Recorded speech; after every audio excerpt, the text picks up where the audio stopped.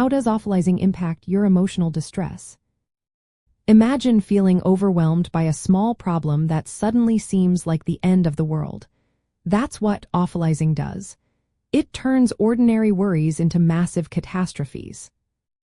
Awfulizing is a pattern of thinking where you blow things out of proportion. Instead of seeing a setback as annoying or inconvenient, you label it as disastrous or unbearable.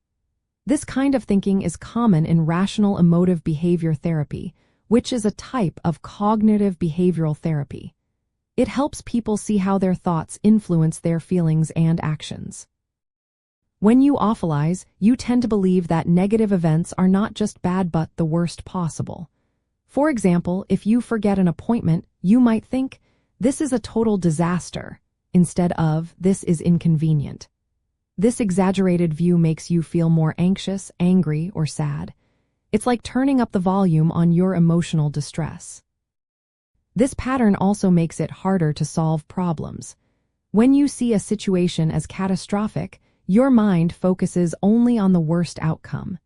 This can lead to avoidance or rumination, where you keep thinking about the problem without finding solutions. It's like being stuck in a loop of negative thoughts. Awfulizing also feeds into irrational beliefs. For instance, demandingness means you think things must go perfectly, and frustration and intolerance makes it hard to accept discomfort. These beliefs keep the cycle of distress going. Because you believe the situation is intolerable, your emotional pain increases. People who awfulize are more vulnerable to anxiety and depression. They see negative events as proof that things will never get better. Their emotional resilience drops because they believe they cannot handle the discomfort. This makes everyday challenges seem even more overwhelming. In Rational Emotive Behavior Therapy, the goal is to recognize these awfulizing thoughts.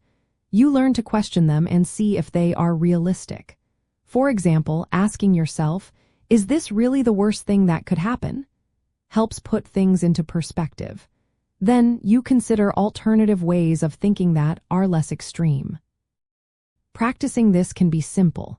You might write down your awfulizing thoughts and look for evidence against them. Or you might set aside a specific time to think about your worries so they don't take over your entire day. Over time, this helps you develop a more balanced view of challenges. Reducing awfulizing makes a big difference in how you feel. When you stop exaggerating problems, your emotional distress lessens. You become better at coping with setbacks, and setbacks don't seem as overwhelming.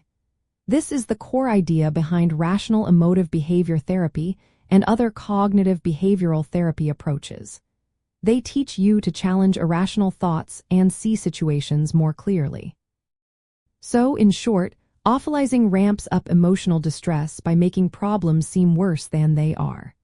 Learning to spot and change these thoughts can help you feel calmer, more in control, and better able to handle life's ups and downs.